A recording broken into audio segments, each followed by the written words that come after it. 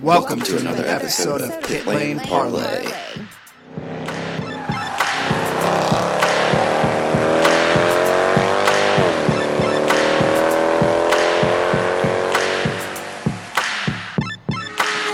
Welcome to another episode of Pit Lane Parlay. My name is host Mike Jokum. Jess and Matt join me as we have some news to catch up on. But first, this week's episode is sponsored by Craft 1861, where you can find all of your CBD products for health and wellness. Use promo code PLP40 for 40% off your order.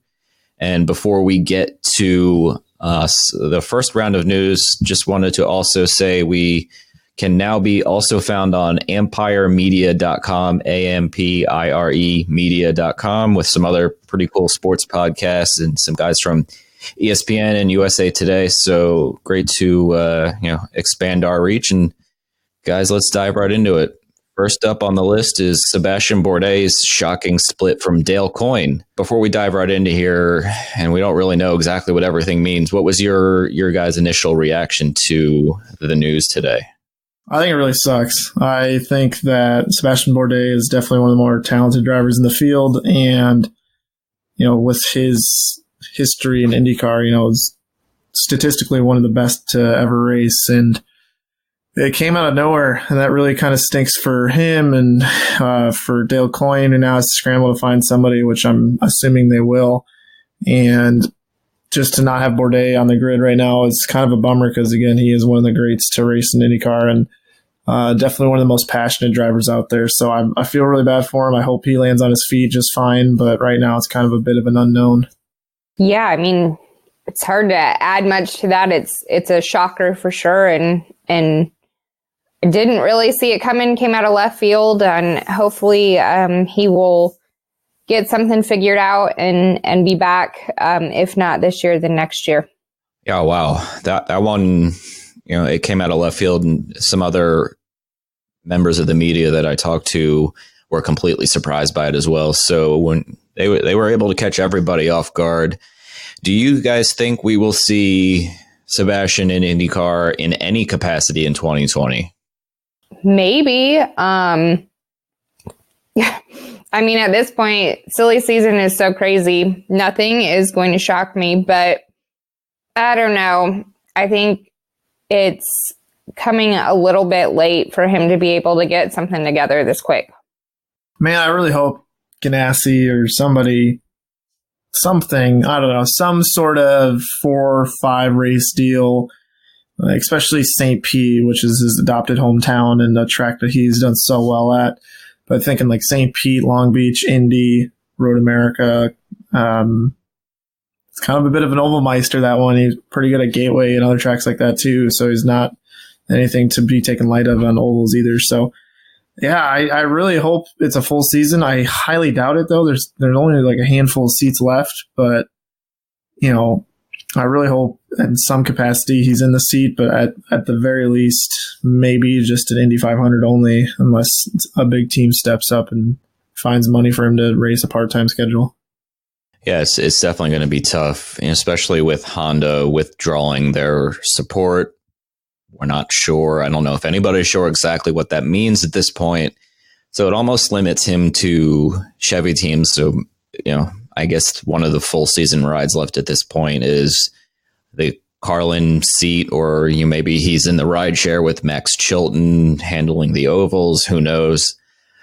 Jenna Fryer mentioned the possibility of our pal Santino Ferrucci shifting to the number 18 Vassar Sullivan car. Nobody really knows if that's accurate or not. I don't think it really makes a difference if he's in the 18 or the 19 car. Do you guys see any difference for Santino there? No, it probably makes as much difference as maybe Marco switching his number. I think it just comes down to a couple stickers, and all is well. So I think I don't think that matters. I'm super glad you said it because I was going to if you didn't. I agree. I cannot see there being any real difference whatsoever for him. I think he'll slot in just fine no matter what number they put him in.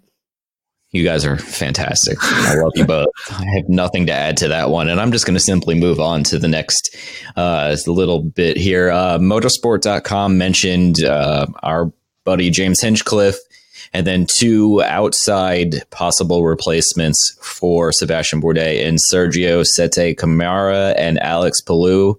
I think I actually got their names right this time. Is it Palou or is it? No, the country's Palau, isn't it? Is that spelled differently? Oh, so listen, I got 2 out of 3. So, well, no, that's a question. I honestly don't know. I'm not judging you. I promise. Well, we will leave that one for the fans to see if I was right or wrong. Sette Camara seems to be the one that's got some Honda backing, I believe. So, who do you guys see taking the number 18 or 19, the other Dale Coyne car at this point? And then I have a follow-up question after that. I have a feeling it's going to be one of those, who? Because I don't know. I'm not feeling confident in anybody that has been brought up yet in conversation. So I'm still waiting. I still don't think that they've got any real plan in place yet. If anybody at home is wondering when Jess says who, she's obviously referring to James Hinchcliffe. I think I nailed that one. Yeah, I mean, the other 2 are definitely kind of who's. Sette Camara, I've heard of his name. I'm pretty sure he drove for Carlin in Formula 2. And then the Palau guy, he tested with Dale Coyne, Schmidt-Peterson, drawing a blank. I think it was Coyne. But whoever he tested with, he ran a time apparently that was 0.7 seconds faster than a couple other drivers that were testing the same day, same track. So whoever he tested with, whoever that was very impressed with him. So that's good. So question mark. So I guess, any of those 3, I could see anybody else kind of just coming out of nowhere and sweeping up the ride if they have the money. But, when I look at a driver nowadays, I kind of give him the Mikhail Aloshin test. I really didn't give Mikhail Aloshin 2 cents when he got his deal announced in 2014 and ended up loving the guy. So, everybody's going to get a fair chance from me, whoever gets in that seat. If it's somebody brand new, I think, I won't judge them right away until I see what they're like. And I think either way, as long as that entry's still in the series, it's technically good news, even though it's not Bourdais. Yeah, fair point. I'm going to predict it's Sette Camara, who did race in 2018 for Carlin in F2 and did have a solid 2019 in F2 with 2 wins and 2 pole positions and 8 podiums, finished 4th in the championship. So he's had a decent F2 run the last couple of years. I don't really know too much about Mr. Palou or Palau. Hinchcliffe at this point, I don't know. I'm not too confident he can find enough money for a full season unless Honda is willing to go throw some extra money because it's a good team, a Honda team in Dale Coyne. I don't really know. But so I'll go with a sort of a who answer there, like Jess said. But a more broad question here, not necessarily related to Sebastien Bourdais, but have we ever seen a crazier start to silly season? I mean, technically, we've still got another 86 days or so until the Grand Prix of St. Pete starts. Yeah, the only 2 that come to mind are split and reunification. And as far as the split, I'm not too familiar with the timeline. I think a lot of that stuff actually happened in the middle of the season, so wouldn't really count that as silly season or off season maybe. And then with the reunification, that kind of happened in January out of nowhere, so obviously that left a lot of people scrambling. But as far as driver and team news and things like that, this has got to be up there for sure. It's just one thing after another that we weren't expecting. So this has been absurd, and Bourdais news and some news we're going to talk about here in a second add to that. Yeah, definitely going to go with no. We've never seen anything like this. It's been kind of mind-boggling, honestly, that we have so much to talk about every week, and it's been I love it, but it's also been kind of keeping me on the edge of my seat. So it's definitely odd. Yeah, I would agree. It's a little tiring. I mean, obviously, it gives us plenty to talk about, which I'm not going to complain, even though I feel bad for the aforementioned Sebastien Bourdais and James Hinchcliffe and everything else that's gone on. But it's been quite an interesting start to the off season, and I'm sure there will be plenty more to come over the next 2 and nearly 3 months. So we will move on. All right, guys, we got another big one. Maybe not quite as big as Bourdais getting cut, for lack of a better word, but I don't know. I think this was pretty big news. There was a lot of fans very happy. Conor Daly is going to be driving the number 20 ECR car on the road and street courses, and then he also gets to do the 500. So obviously, good thing there. And he is coming with his Air Force backing, so we should see a fairly similar livery to what he had last year. Do you guys think this is probably the best thing that could have happened for him, all things considered? Yeah. I mean, all things considered, there's a couple options out there that are kind of unrealistic at this point, like the Dale Coyne seat, since he doesn't have money, or the Ray Hall seat, that's fictitious at that point. That also wouldn't need money. So for him, you've seen a couple guys go to ECR and succeed very well. Like you've seen a couple guys go there and struggle a little bit, so it's going to be interesting to see how he fits in. But I think with the options he has available, especially with that Indy 500 ride that looks to be pretty strong last couple of years at ECR, I think this is definitely a good possibility for Conor to maybe springboard into a paid ride in a year or two. Yeah, I think it's definitely great for Conor, not being the 12th car at Andretti for the 500, or some sort of 4 or 5 race patch together deal. And I had heard rumblings throughout the offseason that Air Force was putting together a decent package to really help him out. And to see Air Force now on the car for 12 races and maybe a 13th at Indy, I'm assuming some sort of special livery for Indy, like the press release mentioned, it's definitely the best scenario for Conor Daly. Yeah, I don't really think I disagree. I was sitting here trying to think. I mean, I don't think him being at Coyne would necessarily be any better. I don't know. It's kind of a toss up. I think that.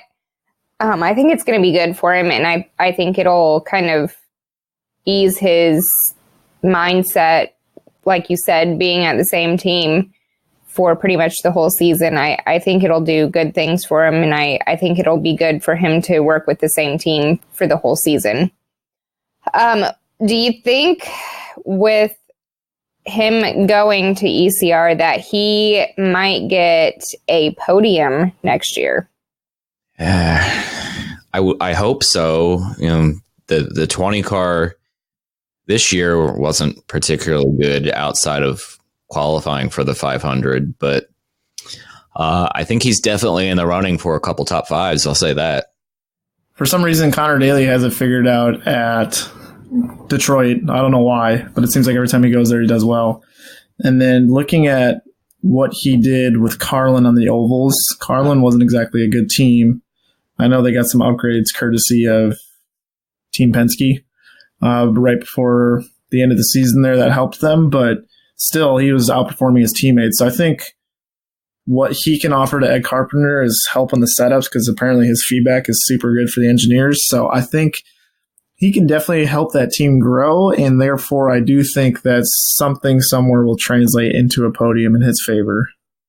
I do not see a podium next season. I mean, it would be nice. It would be, I mean, I think the fans would eat it up, but I just don't see it happening next year.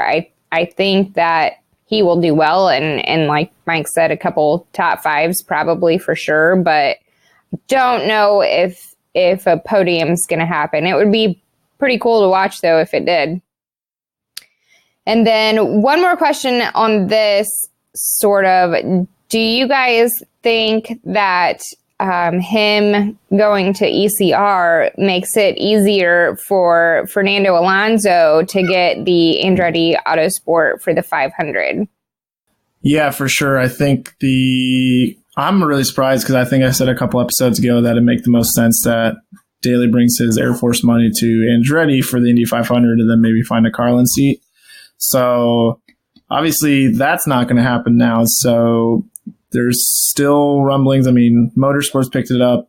Adam Stern's picked it up that the Alonso to Andretti talks are progressing. So I think we're about a 95% chance of seeing that happen. I'm going to be bold. I think all the writing's on the wall, so I think we're going to see it happen here soon.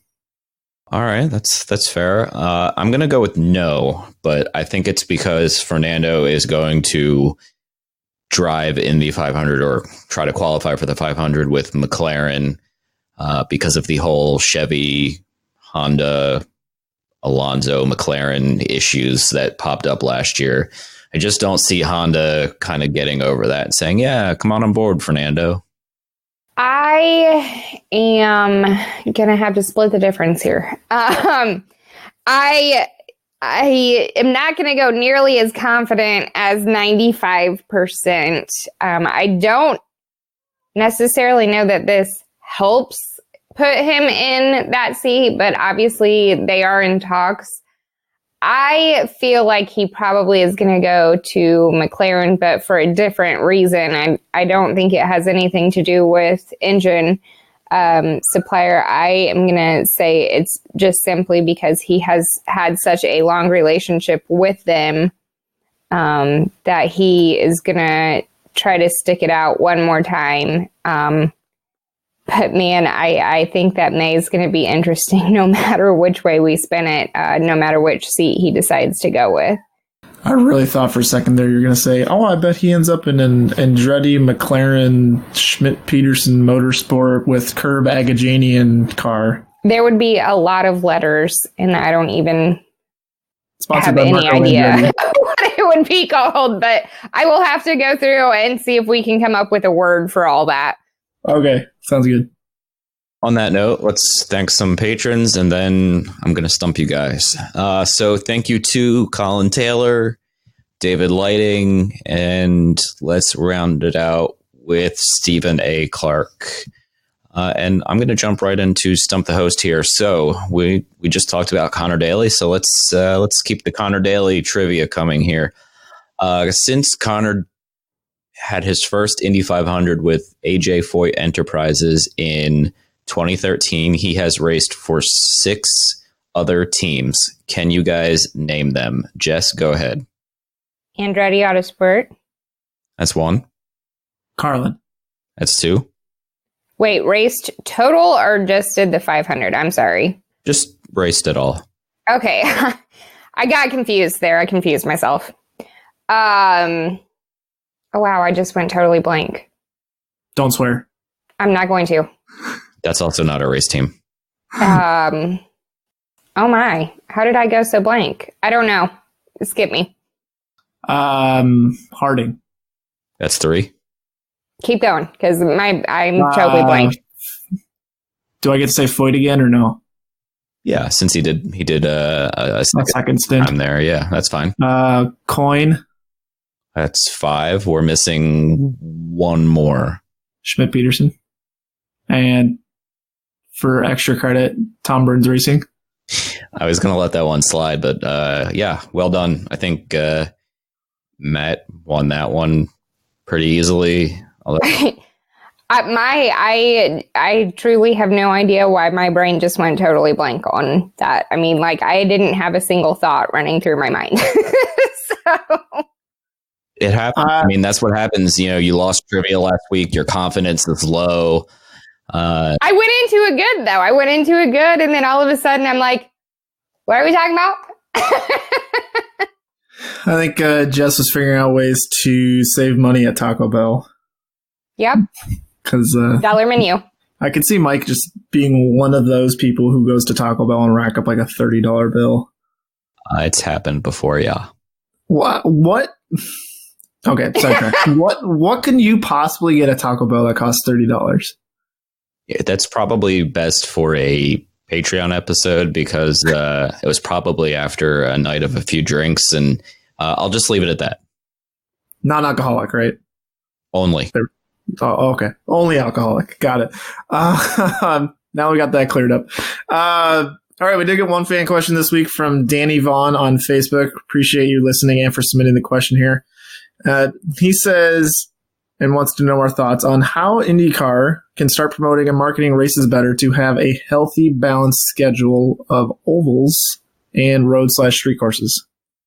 Yeah. First off, Danny, thank you for the question and thanks for listening in every week. It's a tough question. You know, I think, you know, the social media presence could be a little bit stronger in terms of, you know, different activation on social media, whether it be on Twitter or, you know, maybe some more, you know, the old races they show, but maybe show, you know, more recent ones when hey, you know, we're going back to Portland this year, rewatch last year's race. I don't know, something along those lines. But I don't know, I guess my kind of boring answer is INDYCAR could start promoting and marketing better using a stronger social media presence overall. I am going to go a little bit different direction with this question. He wants to know about the healthy balance of ovals and road and street courses. Frankly, I think right now for the climate that we are in, it is a healthy balance. Unfortunately, I don't think we're ever going to see it be all ovals, you know, I guess not all ovals, but more ovals and less road or street courses. I think that frankly, right now, it's a good balance. And it has a lot to do with, you know, the markets that INDYCAR does go to. So I think that your social media thing is a good idea. I also think that TV deals in other countries is a good idea, but I don't think that it's going to bring ovals back, if that's what you're talking about, Danny. Yeah, I think that's a pretty good answer. I think right now the balance is pretty good. I did write a piece about street courses and how I think they're going to become extinct. And that was on the website a month or two ago.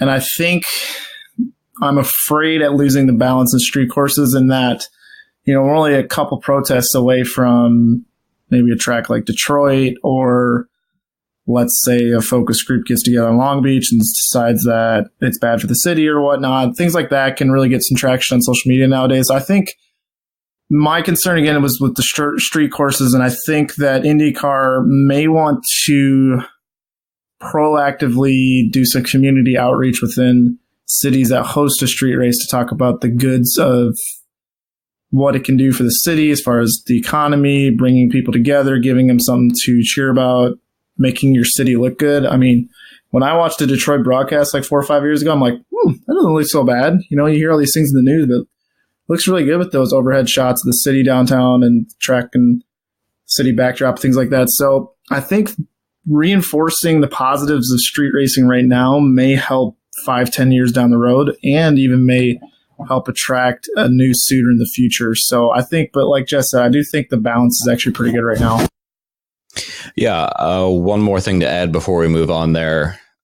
I think another thing that INDYCAR could do in general, whether it be to, you know, promote an oval or promote ovals, or, you know, the schedule in general, is, you know, something like, you know, maybe utilizing the Sirius XM channel that they have, even if it's just, you know, rebroadcasting races or something along those lines, that that channel pretty much sits vacant unless there's a live race going on. So, you know, something, you know, that could reach a broader audience that's maybe just scrolling through the radio. So again, thank you, Danny, for the great question.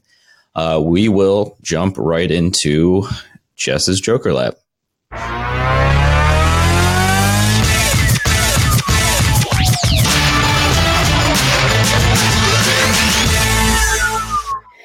Guys, did you know that we are like 2 weeks away from Christmas? I did. Are you sure you got the date right? Yep, I do. It's weird. I know it seems like it crept up real fast this year, but you guys are going to be team owners, okay? Mm-hmm. And you are going to want to promote the holiday spirit for your team. So you are going to have some sort of outside of work gathering of sorts for a Christmas party, holiday party. We'll call it holiday party. That way everybody's included. So holiday party, you guys are hosting. What are you doing for it? I have a good one here. No.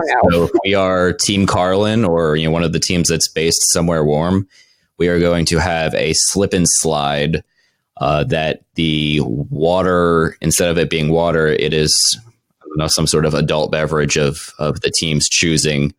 I think that would be completely ridiculous, but it sounds A, very dangerous, but B, like a lot of fun. Have you ever spilt beer on yourself or any adult beverage ever? Many times. That I would never in a million years. I would see that and walk straight. Well, I might have a swig real quick and then I would walk straight out the door. I don't know if I would want to slide in beer. And based on Jess's reaction, I'm not sure she would want to either. Yeah, probably not. Oh, gosh. What is better than some sort of alcoholic beverage slip and slide? Man, that's tough. I mean, my boring answer is just going to be 1911 grill. I feel like that's kind of generic and boring. So my real answer is going to be, I'm going to have, what's their name, Mike? Who did I see at Detroit? Stone Pilots? Yeah, them. I'm going to have them come over to our venue and do that while whatever genre of music they are, while we have an open bar, and all the craft singles you can eat. Of course, you would have to have craft singles. And I also have temple stone things. Temple stone things. Whatever that band is. You can't boo me. I'm so disappointed in you, man. I'm just, my heart, pieces of my heart are shattering inside right now. And honestly, I had no idea who they were until you mentioned their name that weekend. It's because you're a baby. I know. I'm sorry.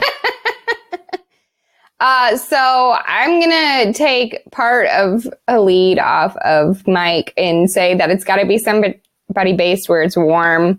But I'm going to do a boat party, tie your boats together and have a party out. I don't know, ocean or lake or whatever. That sounds like a good time. Especially if it's still nice and warm and sunny and everybody gets just some R&R time. I'm going to hire Marco Andretti to be my, party planner, because he'll just invite all of his famous friends, and then therefore it'll be cool.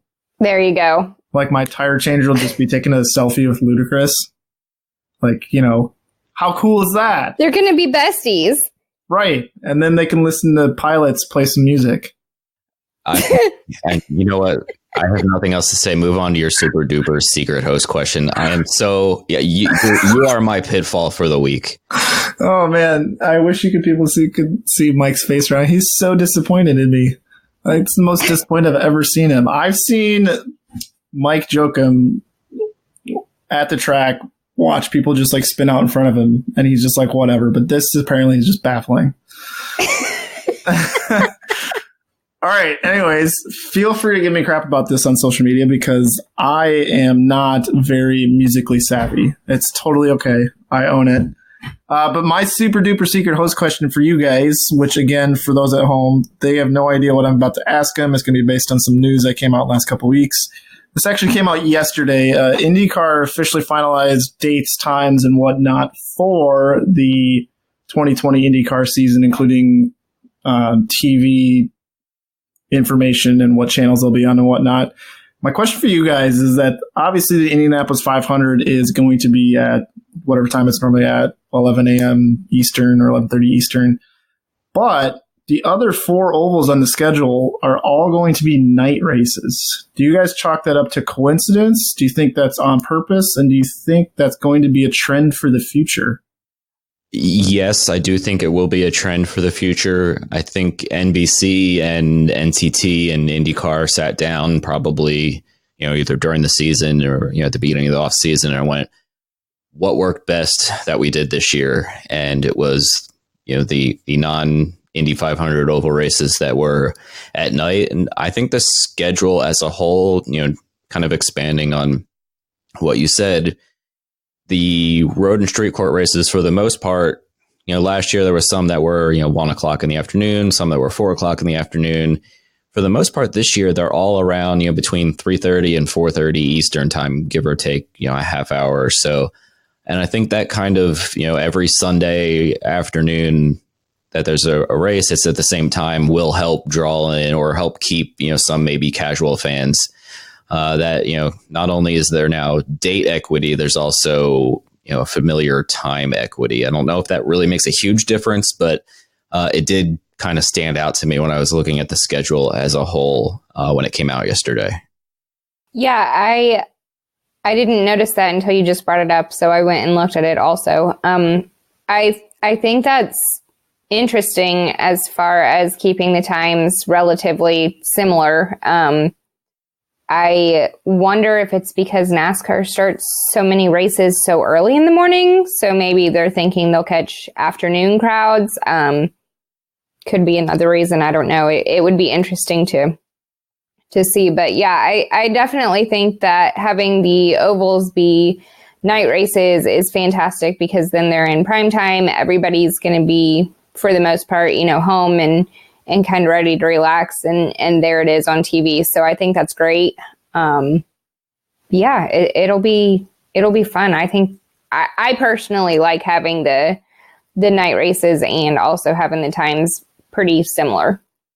Yeah, 100%. I really do appreciate night racing. I think it's more eye-catching, more kind of glitzy, and it just, to me, seems kind of a better package altogether, especially since, for example, a place like Iowa can get pretty hot there in the day, and that doesn't necessarily help the track surface, which therefore doesn't really help the racing sometimes. So having cooler tracks at places that can be pretty hot, like Richmond, Gateway, Iowa, I think that'll definitely help the racing as a whole. So, I mean, obviously Texas too in June is not exactly cold. So I do think that'll help the tracks, which therefore will help the racing. So I'm all for it. I'm going to ask just for the sake of asking, but I'm assuming you guys are on there should never be lights at the Indianapolis Motor Speedway train. Is that correct? Yeah, honestly, I don't really care either way.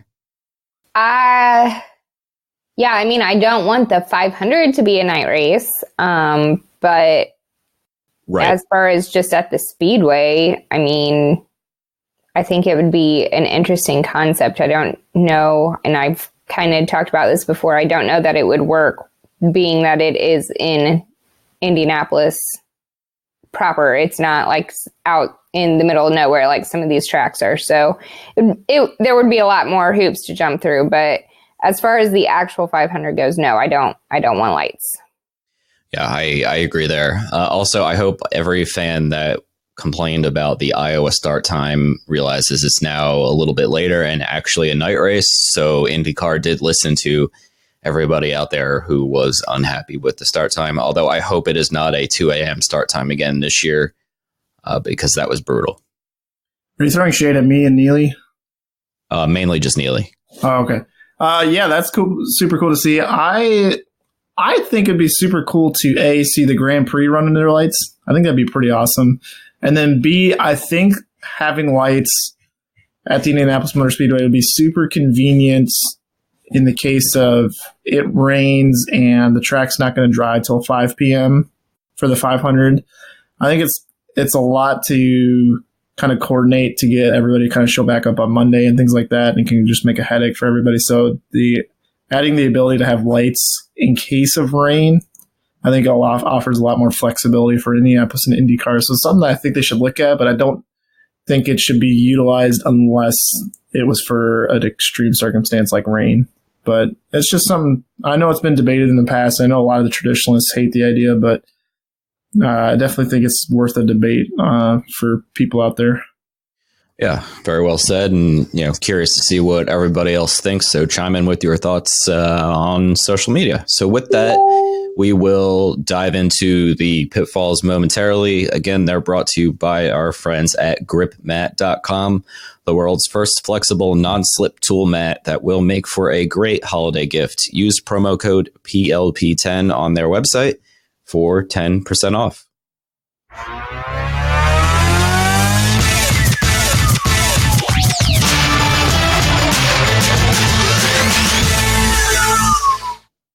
All right, Jess, why don't you go first? All right, y'all. Let me see. Hold on. What was the date that this... It's been a couple weeks now, but a real fun Twitter popped up called Anti-Daytona. They wanted to protest the Daytona 500 because of the carbon footprint of NASCAR. And specifically, their tweet said, the plan of action is to storm the track after the first stage is completed, climb the catch fence, and get on the track if possible. NASCAR has a large carbon footprint that needs to be stopped. Well, since that, and they kept going on and on and on, of course, Anti-Daytona handle is now protesting the protest of the Daytona 500 because the original Anti-Daytona turned into Green Team Racing, and they have been suspended by Twitter. So basically, this is just a hot mess, disaster, dumpster fire situation. But I mean, if people really think they're going to be able to get onto the track at Daytona to protest during the race, they are nuts. And I kind of want to meet them in person because I bet it would be fun to talk to them. I'm kind of considering going to the race just to see if it might happen, but also the look of confusion and on my face is probably greater than when Matt told me he didn't know who the Stone Temple Pilots were. So congrats, Matt. That is the one thing that has topped your disappointment for the week, is the strangeness of this boycott thing. Can I be relegated to a 2-day pitfall now instead of a 1 week? Oh no, you're getting like a 3-week pitfall still. Well, how did I just go up? I just got less disappointing. Yeah, it was at a month. Oh, okay. Didn't some drunk guy 2 or so years ago just hop on the catch fence, sit up there, and just watch the race with his beer? Yeah. I mean, it is not unheard of, and it's not even unheard of. I believe in IndyCar there back a while ago, there was somebody, it was a road course, I think. But anyways, it's not unheard of for people to get close to the track, on the fence. But if you plan it ahead of time on Twitter, do you honestly think it's going to happen?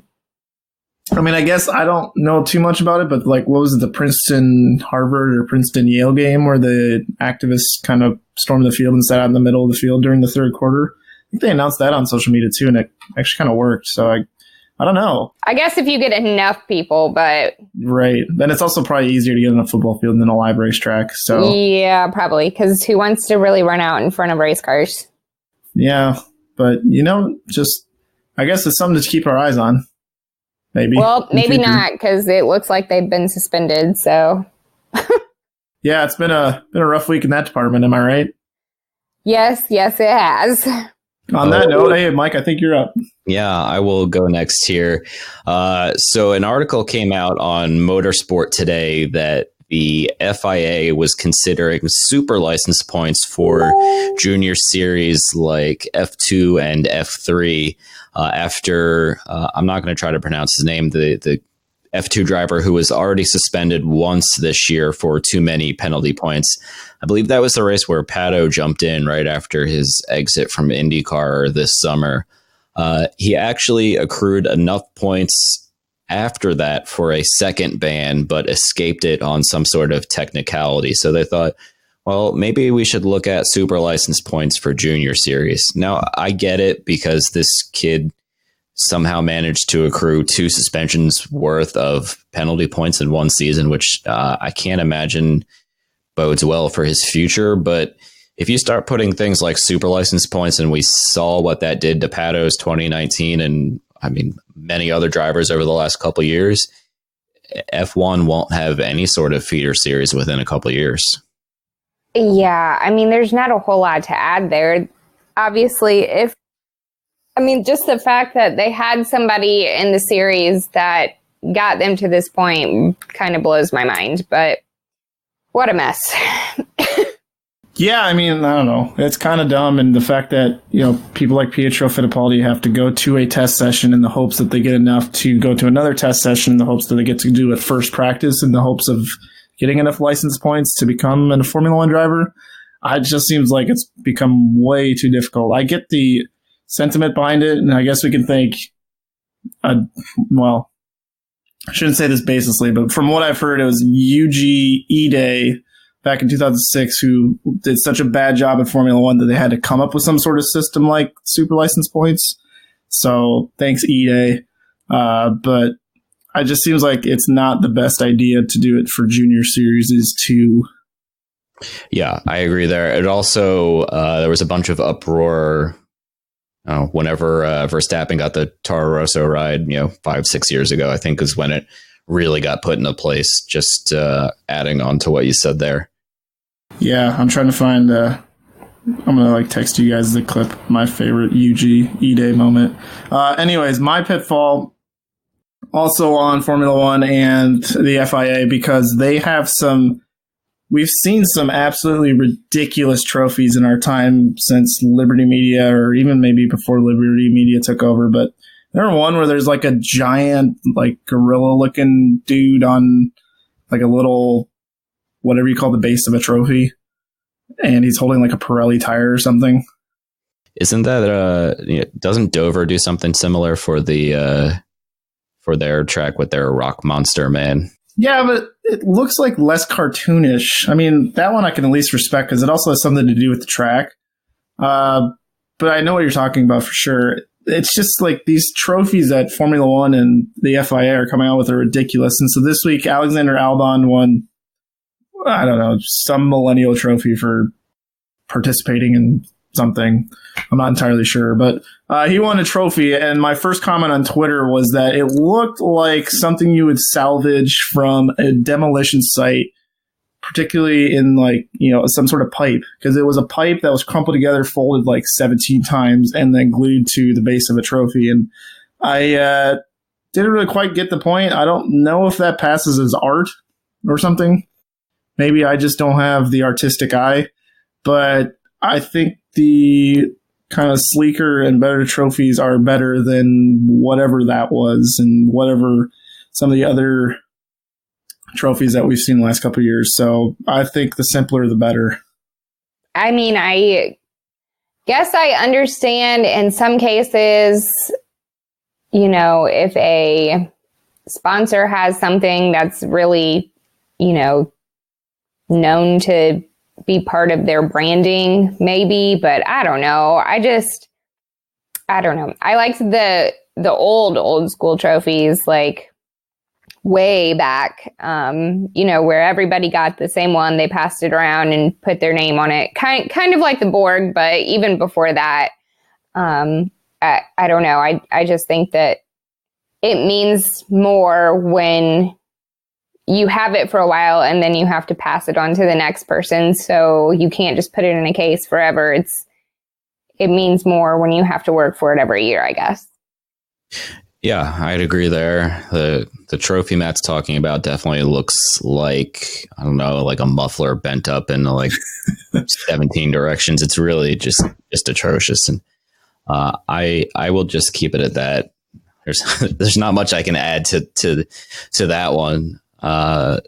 So with that, we'll wrap things up here for the week. We'll be back next week with another episode. Guys, anything else before we wrap it up? Nope. I'm getting the no. So Jess, go ahead and sign us off. And guys, keep your lug nuts tight.